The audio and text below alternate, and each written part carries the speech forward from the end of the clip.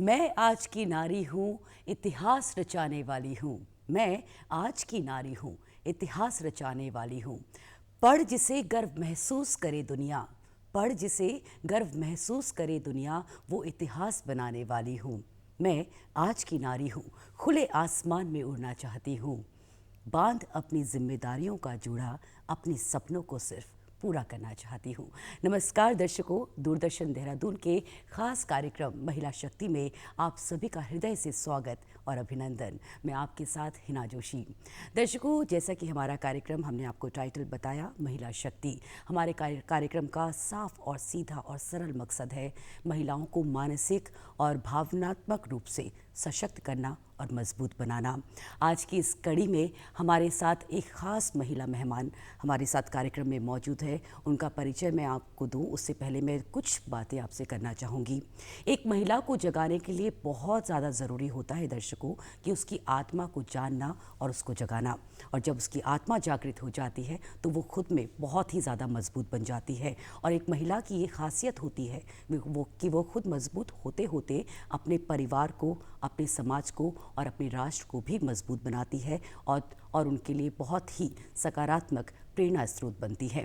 दर्शकों, आज हमारे कार्यक्रम में मौजूद है हमारी खास मेहमान जो खुद में बहुत ही सुलझी हुई, सशक्त और बहुत ही अच्छी शख्सियत हैं।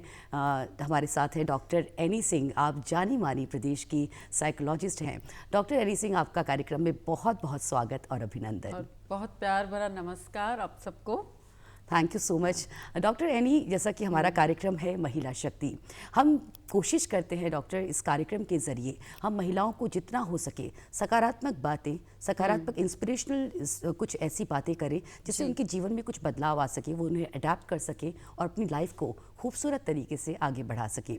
डॉक्टर एनी, आप खुद इतने एक बड़े मुकाम पे हैं, आप जानी मानी प्रदेश की अच्छी साइकोलॉजिस्ट हैं, तो आप अपनी जर्नी के बारे में बताएं डॉक्टर। बीइंग अ लेडी, आपने कितनी डिफ़िकल्टीज़ को फेस किया होगा, कुछ चैलेंजेस आपके सामने भी आए होंगे, बिल्कुल हमारे दर्शकों को बताएं। हाँ जी, मेरे लिए तो बहुत चैलेंजेस थे क्योंकि जिस टाइम या जिस मुकाम पे आज पहुँचे हैं और जब मैंने शुरू किया अपना करियर तो उसको 20 इयर्स से ऊपर हो गया है।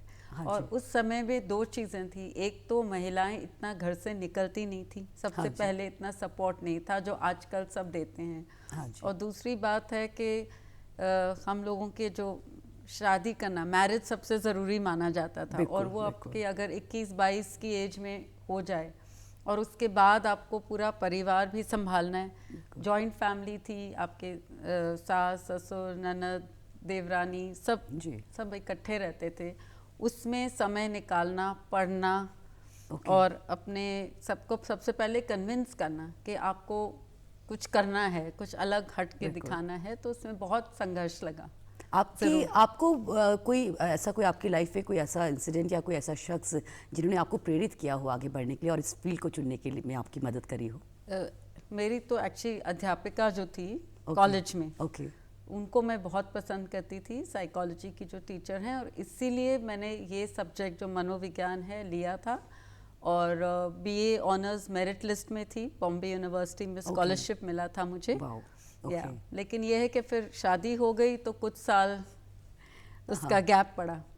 लेकिन उसके बाद फिर से अंदर से ही एक ऊर्जा आई।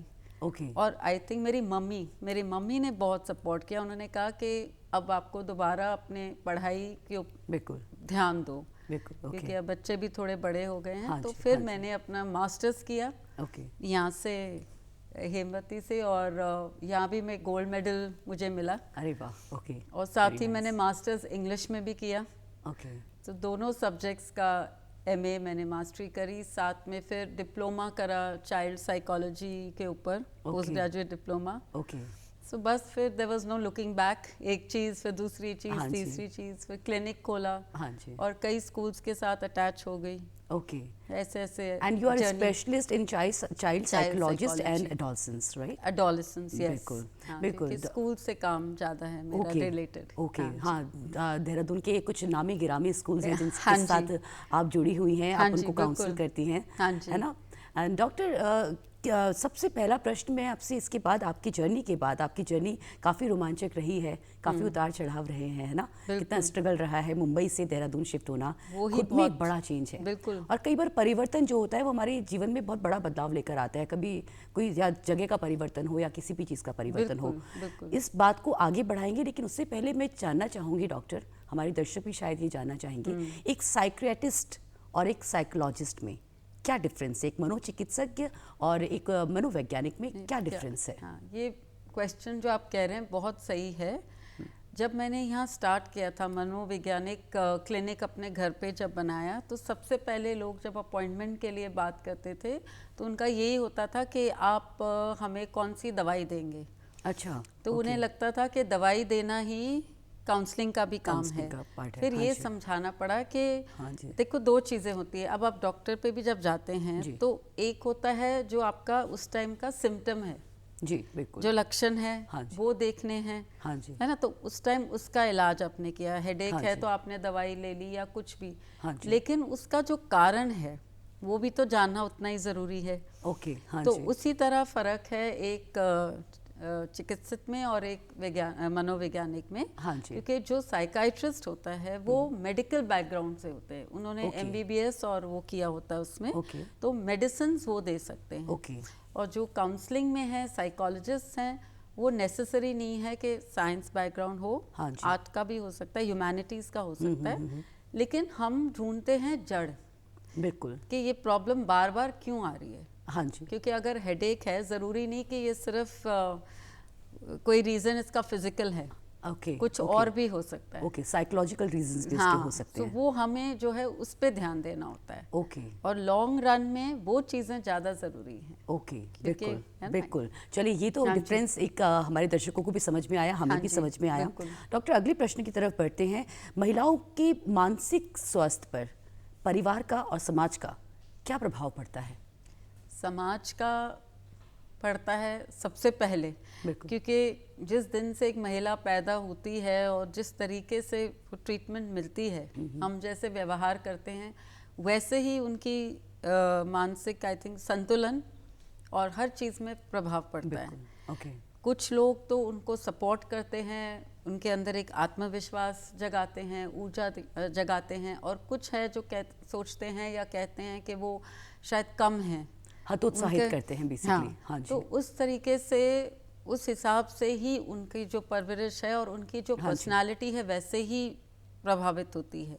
तो दोनों तरह का उस पे प्रभाव हो सकता है, अच्छा भी हो सकता है और बुरा भी हो सकता है। कई बार काबिलियत बहुत होती है लेकिन आपको किसी ने सही राह नहीं दिखाई होती, बिल्कुल, या आपको जान के डिमोरलाइज कर देते हैं, बिल्कुल, है ना। तो वो घर वाले भी कर सकते हैं, वो बाहर वाले भी कर सकते हैं, और उसके कारण भी कई हो सकते हैं। बिल्कुल बिल्कुल, है ना। ईगो हो सकती है, हाँ जी, जेलसी हो सकती है, बिल्कुल, या कई बार वो आप चाहते हो कि वो घर में ही रहे, हाँ जी, कि मेरे से ज़्यादा उसकी प्रतिभा ना हो, क्योंकि मैं काफ़ी रिलेशनशिप काउंसलिंग भी करती हूँ। तो उसमें जहाँ मैरिटल प्रॉब्लम जो आती है हस्बैंड वाइफ की, वो कई बार यही होती है कि कई बार जो लेडीज़ हैं वो इतना आगे निकल जाती है, इतने ऊंचे मकाम पे पहुंच जाती हैं कि उनके जो हस्बैंड्स होते हैं वहाँ पे फिर ईगो क्लैशेस वहाँ पे आती होंगी, है ना? हाँ, वो फिर ईगो क्लैशेस आ जाती हैं। तो वो दिक्कत करती हैं। तो डॉक्टर, ये चीज़ ठीक है हमने जानी, लेकिन कई बार क्या होता है कि महिलाएं ठीक है अलग अलग तरीके के अवसाद से ग्रसित होती हैं, है ना, चाहे वो समाज से मिल रहा हो या जैसा आपने बताया। तो इस चीज़ को डिस्कस कैसे करें परिवार के साथ या अपने दोस्तों के साथ, कैसे खुल के आगे आएं, क्योंकि एक हिच रहता है अंदर, एक घबराहट सी रहती है, उसके लिए बताएं। जो हिचकिचाहट है वो हटाने के लिए आई थिंक एक जो एजुकेशन बहुत बड़ा इसमें रोल प्ले करता है। जो हम शिक्षा दे रहे हैं हमारे स्कूल में, हमारे समाज में बच्चों को, बालिकाओं को, वो बहुत ज़रूरी है कि हम उनके अंदर एक कूट कूट के ये भरें कि आपने आत्मनिर्भर होना है और अपने ऊपर अपनी काबिलियत पे विश्वास रखना है। हाँ जी। और उसके अलावा ज़रूरी नहीं कि आपको सबको जानना है, आपके कुछ दोस्त होने चाहिए, बिल्कुल गिने चुने, हाँ जी, हाँ जी, जिनसे आप हर बात अपनी शेयर कर सके, वो बहुत ज़रूरी है। बिल्कुल। और एक ओपन कम्युनिकेशन जो होता है, अपना खुल के विचार रखना जी, विचार रखना, और हर चीज़ अपनी भावना जो है दूसरे के साथ शेयर करना बहुत ज़रूरी है। कई बार क्या होता है कि हो सकता है आपके घर वाले आपको सपोर्ट करना चाह रहे हैं, बिल्कुल, लेकिन आप उनसे सही तरीके से बात करके या एक्सप्रेस नहीं कर पाते। हाँ जी, जी, तो इसलिए वो मतभेद हो जाता है, हाँ मिसअंडरस्टैंडिंग आ जाती है, बिल्कुल बिल्कुल, मनमुटाव आ जाता है। हाँ जी, हाँ जी। सो ये हमारे ऊपर होता है, हम कैसे अपनी प्रॉब्लम आगे रखें और सपोर्ट भी लें उनका, घर वालों का। बिल्कुल। तो बीइंग अ लेडी, एक महिला के अंदर बहुत सारी चीज़ें चलती रहती हैं, क्योंकि वो अगर अपना घर संभाल रही है या अपना कामकाजी महिला है या समाज को भी देख रही है, सब कुछ देख रही है, बट ये एक्सप्रेस करने वाली बात सबसे पहले आती है कि एक्सप्रेस नहीं कर पाते। आपने बोला कि खुल के एक्सप्रेस करें, चाहे वो अपने पेरेंट्स से करें या किसी बाहर वाले से करें। ये अवसाद का बेसिक कारण क्या देखती हैं डॉक्टर? आपको क्या लगता है कि डिप्रेशन का शुरुआत कहाँ से होती है? डिप्रेशन बेसिक कारण क्या है और इसके सिम्टम्स क्या हैं? हाँ जी, कारण देखो, डिप्रेशन कुछ तो जेनेटिक भी होता है। ओके, कई लोगों के फैमिली में चलता है, जीन्स में होता है टेंडेंसी डिप्रेशन होने की, कि अगर चीज़ें आपके हिसाब से ना चलें, आप बहुत जल्दी निराश हो जाते हो। हाँ जी, और जब आप कई बार फेलियर फेस करते हो तो वो डिप्रेशन की तरफ आपको ऑटोमेटिकली ले जाता है। फिर आपको लगने लगता है कि कुछ काम आप सही नहीं कर पाओगे, तो आप हिम्मत हार जाते हो। हाँ जी, सबसे बड़ी है आपकी हिम्मत, हौसला और एक होप, पॉजिटिव होप रखना, एक जो सकारात्मक सोच होती है, बिल्कुल, वो नहीं छोड़नी। हाँ जी, है ना? हाँ जी। तो जहाँ वो आपसे छूट गई क्योंकि आपके फेलियर्स आ गए, या आपके घर वालों ने साथ नहीं दिया, या आपके फ्रिक्शंस आ रहे हैं, या बच्चों की वजह से, या फिर आप बहुत ज़्यादा काम कर रहे हैं या अपने से बहुत ज़्यादा उम्मीद भी रख रहे हैं। हाँ जी, हाँ जी। क्योंकि आपको बैलेंस करना है। जो लेडी वर्किंग है उसकी तो दोहरी जिम्मेदारी हो गई। हाँ जी, हाँ जी। उससे घर भी चलाना, क्योंकि आज भी हम मानते हैं कि लेडी ने ही घर चलाना है। हाँ जी, हाँ जी। और उसने बाहर भी अपने बॉस के साथ, अपने सहकर्मियों, सबके साथ बना के रखनी है, काम करना है, डेडलाइंस फॉलो करने हैं। तो जब वो नहीं हो पाता तो काफ़ी डिप्रेशन हो जाता है इस वजह से। ओके डॉक्टर, महिलाओं में तनाव और चिंता के सामान्य कारण आपने बताया कि किस वजह से अवसाद का शुरू होता है। कुछ आपने बताया कि पारिवारिक भी होता है, पुराना टाइम से भी आपका डिप्रेशन चला आता है। गृहिणियों और कामकाजी महिलाओं में अगर हम बात करें तो तनाव प्रबंधन में क्या अंतर है उनके? देखो, गृहिणियाँ जो हैं, कई बार उनको ये लगता है कि हम घर के अंदर ही बंद हैं। हाँ जी, और कि हमें मौका नहीं मिल रहा कि हम अपने आप को या अपने जो चांस मिले, हम अपने आप को आगे लाएं। उन्हें लगता है कि हम तो घर के एक सामान की तरह पड़े हैं, एक कमोडिटी हैं, और जो आए घर आए, हमें we get taken for granted. हाँ जी, बिल्कुल, कि हमारी वैल्यू खत्म हो गई है। हर एक को लगता है कि एक ग्लोरीफाइड बस काम करने वाले ही हैं। जब चाहे घर आए तो खाना तैयार हो, हमेशा स्माइलिंग फेस हो, हमेशा अवेलेबल हो, चाहे बुखार हो, चाहे मूड हो, चाहे कुछ भी हो। बिल्कुल, बिल्कुल। वो प्रॉब्लम आ जाती है जो घर रहती है। हाँ जी, हाँ जी। और कई बार बच्चे भी वो मदर्स को ना ऐसे ट्रीटमेंट ठीक नहीं करते, क्योंकि आजकल जो थोड़ा सा चेंज आ रहा है संसार में, वक्त बदल गया है, तो रिस्पेक्ट वगैरह जो देना होता है वो नहीं समझते, या अपनी जिम्मेदारी नहीं समझते। तो ये प्रॉब्लम आ जाती है जो घर पे होती हैं लेडीज। क्या आप समझती हैं डॉक्टर कि इस बीच, जैसे आपने बताया अभी, तो केयर ना मिलना और कंसर्न ना दिखाना, क्या ये भी कारण है अवसाद का? बिल्कुल, बिल्कुल। हर इंसान चाहता है कि मैं खास हूँ और मुझे ये बात बोली जाए और ये महसूस कराना चाहिए। बिल्कुल होना चाहिए। तो जब आपको कोई थैंक्स नहीं करता, कोई और ये और ये कहना कि ठीक तो है, अब जैसे खाना ही बना है, तो कभी तारीफ मिले तो अच्छा ही लगता है। अब ये कह दो कि आप हमेशा ही अच्छा बनाते हैं, बिल्कुल बिल्कुल, है ना? हाँ जी। और जो बाहर जाएंगी महिला, उनके तो नेचुरली उनको अपनी जो डेडलाइंस हैं, फिर दूसरे कॉम्पिटिटर्स के साथ, हाँ जी, है ना, और जो टास्क दिए हैं, उनके बॉस ने बोला है कि जैसे आपको एक टारगेट मीट करना है, वो नहीं हुआ तो फिर उनको डिप्रेशन। और एक तो मीडिया का भी आज बहुत बड़ा रोल बहुत बड़ा रोल है डिप्रेशन में। हम उस पे आने वाले हैं और उस पे जरूर आएंगे। बहुत ही बड़ा प्रश्न, बहुत ही इम्पोर्टेंट प्रश्न हमारा है कि ये सोशल मीडिया जो है डॉक्टर, इसने बड़ा इन्फ्लुएंस का इसका बहुत ज़्यादा है, और ख़ास तौर से महिलाओं की बात कर रहे हैं तो महिलाओं पे बहुत ज़्यादा है कि किसी कोई फ्रेंड ने पिक्चर्स पोस्ट करी, वो कहीं घूम रही है बाहर और वो घर में है कुछ 5-6 महीनों से, तो ये भी एक बड़ा कारण है। इस पे आप प्रकाश डालें, इसके बारे में हमें बताएं। हाँ जी, इसमें कि क्यों इन्फ्लुएंस नहीं होना है, जेलसी वाली भावना क्यों नहीं डेवलप करनी है? एक्चुअली वही है ना, हम अपने अंदर खुशी ना ढूंढ के हमें आदत है खुशी ढूंढना चीज़ों में। जी बिल्कुल, है ना, और चीज़ों में खुशी जो है वो तो एक टेम्पररी हुआ। हाँ जी। अब आज मुझे खुशी मिल रही है कि मैंने एक नई साड़ी ले ली, बिल्कुल, वो थोड़े दिन की बात है, आपने 2 बार पहनी, 3 बार पहनी, फिर आप उसके बाद उससे भी आपका मन उब गया, फिर आप ढूंढोगे खुशी कोई और जरिए से, एक मॉडल फोन का नया नहीं। हाँ जी, हाँ खुशी एक अलग चीज है। हाँ जी। और वो ही समझना जो है एक बहुत सुलझे हुए आदमी की निशानी होती है। बिल्कुल डॉक्टर, खुशी बहुत बड़ी चीज़ है वाकई में, और आपकी आत्मा अगर खुश है आजकल ढूंढ रहे हैं तो उसी पे हमारे दर्शकों को बताएं कि ऐसा कोई सरल व्यायाम हो या कोई ऐसी एक्टिविटीज हो जिससे आप खुद को, जिससे आपका मूड स्विंग हो रहा है तो आप उसको स्विच कर सके ताकि आप सकारात्मक रह सके और अंदर से खुश रह सके। एक्चुअली आपकी जो सोच है वो बहुत बड़ा कारण होता है सकारात्मक होने के लिए या ना सकारात्मक होने के लिए, क्योंकि जब आपको लगता है कि मेरे जो थॉट्स हैं वो सब नेगेटिव ही हो रहे हैं, कि मेरे से ये नहीं हो रहा, ये खराब हो गया, आगे भी खराब होगा, तो आपको एक तो उस जगह से उठ जाना चाहिए। बहुत सिंपल चीज़ है। और उठ के कुछ और काम में लग जाना चाहिए ताकि आपका थॉट प्रोसेस चेंज हो जाए। है ना, तो आप जैसे यहाँ बैठे हो या कुछ पढ़ रहे हो और अचानक आपको लगने लगे घबराहट सी हो रही है, डिप्रेशन सा लग रहा है, तो आपने वो किताब बंद कर दी जो भी है और कुछ करने लग जाएं जो आपको पसंद है। कुछ हॉबीज तो हर एक की होनी चाहिए। तो आप जब उसमें लगते हैं तो आपका जो ध्यान होता है वो भी ऑटोमेटिकली शिफ्ट हो जाता है, डाइवर्ट हो जाता है, तो आपका थॉट प्रोसेस भी बदल जाता है। बिल्कुल बिल्कुल, है ना। अगर आपको फिल्म्स अच्छी लगती हैं, आप कोई पिक्चर देखो, म्यूजिक अच्छा लगता है, म्यूजिक सुनो। कोई भी एक्टिविटीज, चाहे वो रीडिंग हो या बागबानी हो सकती है, बागबानी भी है, कुड बी अ सैर आल्सो, है ना, वॉक कर लें, मतलब व्यायाम करना, ध्यान करना, ये तो चीजें हैं। और वॉक तो बेस्ट है, जिम से भी बेटर है। हाँ जी, हाँ जी। सोशल मीडिया वाले टॉपिक पे दोबारा से आते हैं, क्योंकि सोशल मीडिया पे जो कुछ दिखाया जाता है काफी हद तक बनावटी होता है। ये लोगों को समझ में नहीं आता, है ना।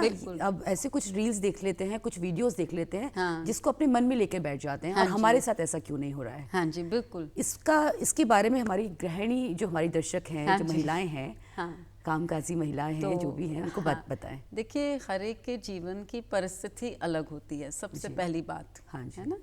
और उतार चढ़ाव भी हर एक के जीवन में आते हैं जी। और किसी को मुकम्मल जहान तो कभी नहीं मिला।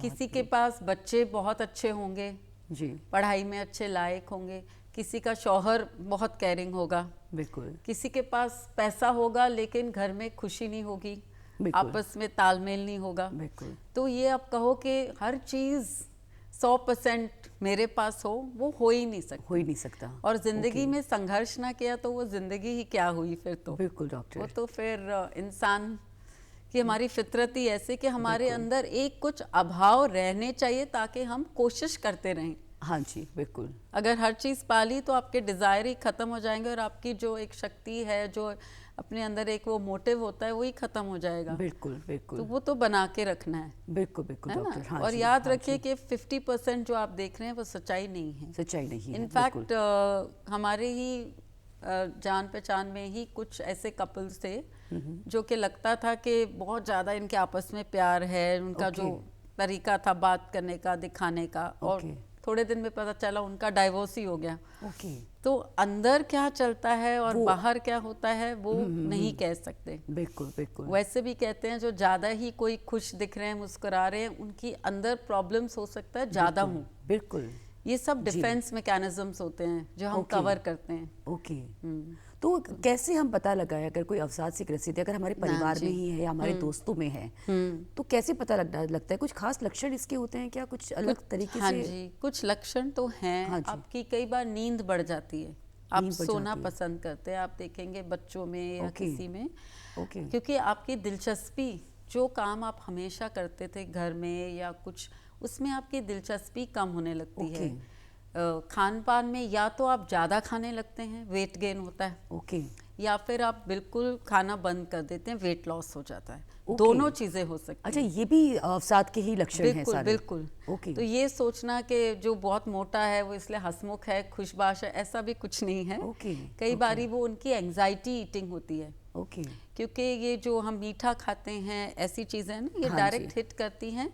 इनको हम कंफर्ट फूड कहते हैं। सो आप खुद भी देखेंगे कई बार जब आप टेंशन में होते हैं, आपका मन करता जाके चॉकलेट खा लिया, कुछ मिठाई खा ली, तो खा के एक इंस्टेंट हिट, हाँ, वो होती हिट होता है, क्योंकि कैलोरी एकदम वो बूस्ट करता है ना आपके शुगर को।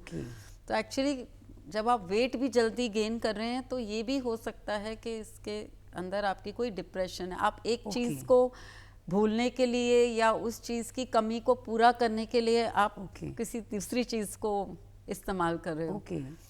फिर आपकी नींद है, आपकी दिलचस्पी है, आपको पहले स्पोर्ट्स में इंटरेस्ट था, अब आप नहीं करते, आप फ्रेंड्स को मिलना छोड़ दोगे, आप लोगों से बात करना कम कर दोगे, है ना, या फिर अपने ही ध्यान में रहते हो। तो डॉक्टर, जैसे अगर हम किसी के अंदर ये एब्नॉर्मलिटीज देखते हैं, बेसिकली कोई भी बिहेवियर जो पैटर्न उनका रहा है उसमें अगर बदलाव दिखते हैं, तो वो अवसाद के लक्षण हो सकते हैं, ये आपने बताया।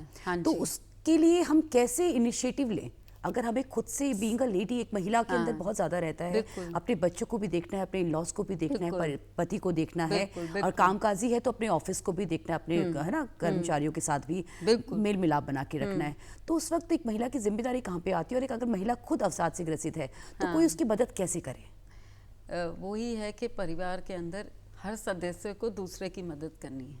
कम्युनिकेशन क्या आप एक जरिया मानती है कि बातचीत करना? बातचीत करना बहुत जरूरी है।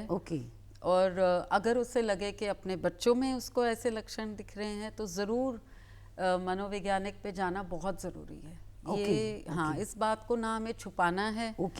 इसलिए आप देखेंगे आजकल हर स्कूल कॉलेज में वैसे अटैच ही हैं।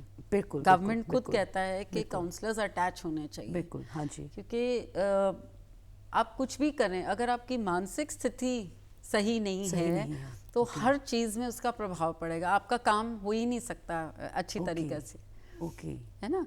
और खुद अगर आप इस चीज के बारे में जानते, आप जागरूक हो, तो उसके लिए वही बात है एजुकेशन। मेरे अंदर शिक्षा होगी, शिक्षा के अलावा हमें खूब सारी रीडिंग भी करनी है, हर चीज़ के बारे में अवेयरनेस होना चाहिए। तो अगर हमें पता है ये लक्षण है और हमें खुद को लगता है कि मुझे अब नींद नहीं आ रही ठीक से, कुछ है, तो ज़रूर आप एक अपॉइंटमेंट लेके काउंसलर पे जाएं, बैठें, बात करें। कई बार क्या होता है, हमें ना एक चीज़ की लगता है कि कुछ ठीक नहीं है, लेकिन क्या ठीक नहीं है वो हमें भी नहीं पता होता। तो जब हम जाते हैं, हम किसी से बात करते हैं ना, तो जब वो दूसरा सुनता है, एक्चुअली वो हमारा साउंडिंग बोर्ड बन जाता है।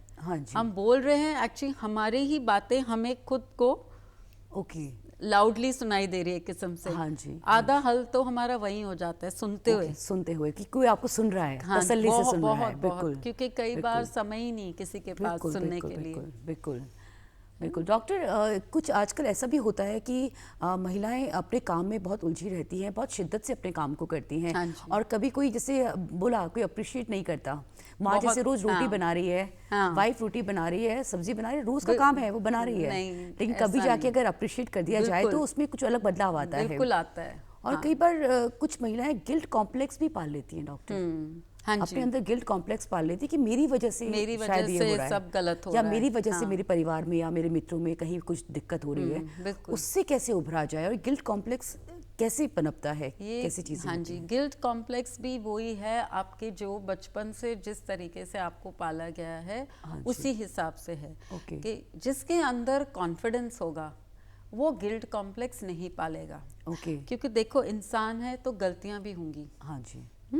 वो गलतियों को हमने स्वीकार के, अगर हम उसके ऊपर काम करें ताकि हम अपने को और बेहतरीन बना सकें, तो हमें गिल्टी होने की ज़रूरत ही नहीं है। अगर हम सोचे कि नहीं हमें परफेक्ट होना है, तो वो तो नेचुरल है कि आपको एक गिल्ट कॉम्प्लेक्स आने लगेगा, क्योंकि आपको लगेगा ये मैं नहीं कर पाई। जी बिल्कुल। अब फॉर इंस्टेंस आप घर पे ही हो, घर का ही काम है, ठीक है, एक दिन आपका मूड था या आपकी ऊर्जा ज़्यादा थी, आपने कुछ ज़्यादा कर लिया, तो एक दिन आपका मन नहीं करता तो नहीं करता। इसमें आपको गिल्टी होना या बुरा फील करने की कोई ज़रूरत ही नहीं है। ओके। हाँ, ये है। मतलब कोई भी इंसान होगा, कोई आपके अच्छे दिन होते हैं और कोई आपके बुरे दिन होते हैं। बिल्कुल बिल्कुल। है ना, कभी आपकी तबीयत ठीक नहीं है, कभी कोई और चीज़ से आप परेशान हैं। हाँ जी। लेकिन हमेशा याद रखें कि इंसान है तो हमारे में कमियां तो होंगी, पर जब आप उन कमियों को एक्सेप्ट करोगे तो आपकी आधी गिल्ट तो खत्म ही हो जाएगी। ये बिल्कुल जो आपने एक्सेप्ट बोला, एक्सेप्टेंस का एक बड़ा ही बहुत ही बड़ा विषय है एक्सेप्ट करना। अगर आप मान लेते हैं तो आप जान जाते हैं, तो आप सहज हो जाते हैं।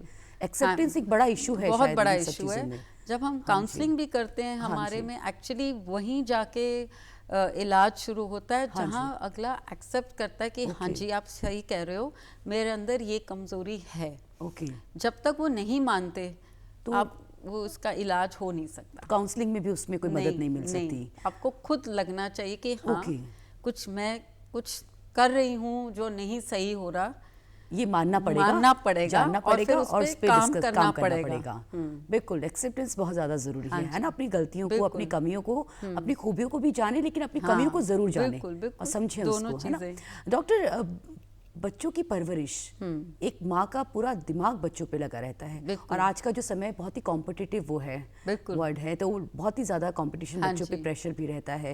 एक माँ भी इसके साथ साथ बहुत ज्यादा जूझती है। हाँ जी। तो कैसे बच्चों की मानसिक स्वास्थ्य पे असर डाल रही है ये चीजें, और कैसे माएँ बच्चों को अच्छी परवरिश दे सकें ताकि वो अवसाद की तरफ ना जाएं, क्योंकि आज के टीनेजर्स में भी ये चीजें बहुत ज्यादा होने लग गया है। अब वही बात आती है कि लेडी कुछ भी कर ले, लेकिन हम सोचते हैं कि जहाँ बच्चों की परवरिश है या घर गृहस्थी चलाना है तो हमारी जिम्मेदारी है। लेकिन मुझे लगता है एक उनको अपने हस्बैंड के साथ भी बात ज़रूर करनी चाहिए, शेयर करना चाहिए। एक क्वालिटी टाइम एक तो होना चाहिए घर के अंदर। अच्छा, ओके। एक मील तो रोज़ आपने इकट्ठा खाना ही। ओके। जिसमें आप सब अपनी अपनी बात करेंगे। बच्चे भी करेंगे, आप भी करोगे, आपके हस्बैंड भी करेंगे, या इन लॉज हैं, बड़े हैं घर में, दादा दादी जो भी हैं, हर एक को एक टाइम मिलना चाहिए। उस दौरान आप खाना खा रहे हो। तो अब क्या हो गया, क्योंकि ये टीवी और ये सब नेट का आदत हो गई है लोगों को, तो वो ये टाइम आपस में स्पेंड ही नहीं करे। जब समय नहीं दे रहे तो इसलिए एक दूसरे की प्रॉब्लम ना समझ पा रहे हैं, ना हेल्प कर पा रहे हैं। ये बहुत। और फिर आप जैसे कहती हैं, तो मदर्स हैं, वही आपको ध्यान रखना है। अगर आपको लक्षण पता है, बच्चा आपका सुस्त हो रहा है, अगर स्कूल नहीं जा रहा 2-3 दिन, आपने पहले तो चेक करा लो कि भाई कोई मेडिकल इशू है। क्योंकि हमने देखा है कि कई बार आपका स्टमक एक, हेडेक, ये ज़रूरी नहीं है, इसको हम साइकोसोमैटिक कहते हैं। इसका मतलब है इनका बेस जो है साइकोलॉजिकल होता है, फिजिकल नहीं होता। बच्चा स्कूल नहीं जाना चाहता। अमूमन तौर पे अगर ये हेडेक हो रहा है या नींद ज्यादा आ रही है बच्चों को, या भूख ज्यादा लग रही है, तो ये साइकोलॉजिकल हो सकता है। बिल्कुल हो सकता है। आपको अपनी अध्यापिका से कोई प्रॉब्लम है, कोई सब्जेक्ट से कुछ भी इशू हो सकता है, तो बच्चा जो है जाएगा नहीं, रोएगा। तो इसमें फिर आपको अलर्ट रहना है और उसकी आगे पूरी जांच और काउंसलिंग के लिए जरूर ले जाना है ना डॉक्टर। लास्ट समय बहुत कम है हमारे पास, और वक्त अभी प्रोग्राम खत्म होने को ही है, लेकिन जाते जाते मैं आपसे एक बहुत महत्वपूर्ण प्रश्न पूछना चाहूंगी। महिलाओं में आजकल अर्ली मेनोपॉज हो गया या मेनोपॉज हो गया, रजोनिवृत्ति हो गया, उस समय बहुत हार्मोनल चेंजेस आते हैं। तो उस समय महिलाएं उस अवसाद को, उस परेशानी को, उस मूड स्विंग्स को कैसे मैनेज करें सहजता से? देखिए, हमें पता है कि मूड स्विंग्स होने हैं हार्मोनल चेंजेस की वजह से। आपका जो खान पान है उस पर भी बहुत ध्यान देना है इस समय। खान पान पे ध्यान देना आपको जितना हो सके न्यूट्रिशियस खाना हो। हैवी नहीं, हेल्दी खाना। Not heavy. हाँ, नॉट हैवी, है ना। कोई ज़्यादा खाने से फ़ायदा नहीं होगा, लेकिन सही खाना, फल हो, ओके। फ्रूट्स हो या हाँ सब्जियां हो, जो भी हैं, व्यायाम आप बढ़ा लो। ओके। क्योंकि इसमें वेट बढ़ने के भी चांसेस हाँ होते जी, हैं। हाँ तो जी। उससे अलग प्रॉब्लम है कि वो उनको लगने लगता है हम शायद हमारे में चेंजेस आ रहे हैं, हम इतने अब अच्छे नहीं लग रहे, ओके। हम रिप्रेजेंट हाँ वो जी, हाँ वो जी। जो फीलिंग आने लगती है, उसके लिए आपको व्यायाम भी स्टेप अप करना पड़ेगा। ओके। और फिर जो अगर मेडिकल सपोर्ट है, आपके कैल्शियम है, आयरन, विटामिन, जो जो आपको ज़रूरत है, डॉक्टर से आपको संपर्क करके रेगुलर बेसिस पे अपना ध्यान तो खुद ही रखना है। खुद ही रखना है, किसी खुद पे ही रखना है, डिपेंडेंट नहीं किसी रहना पे है। डिपेंडेंट नहीं रह सकते। ओके, अपना ख्याल सबसे खुद रखना बिल्कुल है। बिल्कुल बिल्कुल। डॉक्टर, एक और प्रश्न मेरे मन में आया है। जैसे हम ये सब चीज़ें बातें कर रहे हैं कि हम कैसे हाँ खुद को सकारात्मक रख सके, क्या चीज़ें कर सके, कोई छोटा सा टिप आप हमारे दर्शकों को, आप इतने अच्छी साइकोलॉजिस्ट हैं, कुछ बताना चाहेंगे कि क्विक कुछ चीज़ें जो हम अडाप्ट कर सकें, इजीली उसको अपनी लाइफ में अप्लाई कर सकें, खुश रहने के, खुश सकारात्मक रहने रहने के का तरीका? वही आपके जो सकारात्मक सोच, हाँ जी नियम से चलना, योजना बना के अपना दिनचर्या जो है जी। कि रोज़ के रोज़ मेरी क्या प्राथमिकताएं हैं, मेरी प्रायोरिटीज़ क्या हैं, वो अगर आप सुबह सोच लें आज के दिन में मेरे लिए क्या सबसे ज़रूरी है, महत्वपूर्ण है, वो पहले हो, तो दूसरे काम है वो ओके, बाद में हो। ओके, ये सब चीज़ें अगर हम लेके चलते हैं एक शेड्यूल की तरह, ओके। और अपनी हॉबीज़ और अपना मी टाइम ज़रूर रखेंगे आप। Me time. एक मी टाइम जो हम बिल्कुल, कहते हैं, बिल्कुल। जिसमें आप सिर्फ अपने साथ हो, हाँ जी, वो बहुत ज़रूरी है। अगर वो आपको मिल जाए, और हाँ जी। इज्जत आपको सबकी मिलनी चाहिए घर में, उसके लिए आपको अपनी जगह बनानी है सबके दिल में। बिल्कुल। और कभी डोरमैट नहीं बनना है कि हर एक को लगे कि जब मर्जी आप अवेलेबल हो। नहीं, जैसे मैंने कहा, आपका शेड्यूल है, बिल्कुल। ये आपका टाइम है, वो आप ही का टाइम है। बिल्कुल। वो बिल्कुल। सबको, ये चीज़ सबको माननी चाहिए। बिल्कुल इस चीज़ बिल्कुल। की। ठीक है डॉक्टर, बहुत अच्छी आपने जानकारियाँ दी। आप you हमारे so कार्यक्रम में much. आए, आपका बहुत बहुत शुक्रिया मैम, बहुत बहुत आपका धन्यवाद। धन्यवाद बुलाने के लिए भी। दर्शकों, हमें उम्मीद है आपको हमारा महिला शक्ति का आज का एपिसोड, आज का कार्यक्रम ज़रूर अच्छा लगा होगा, और आपको कुछ सकारात्मक चीज़ें समझ में आई होंगी और आपको प्रेरणा ज़रूर मिली होगी। इन्हीं शब्दों के साथ आपसे विदा लेते हैं। अगले अंक पे आपसे फिर मुलाकात होगी। तब तक के लिए स्वस्थ रहिए, खुश रहिए, सकारात्मक रहिए। नमस्कार।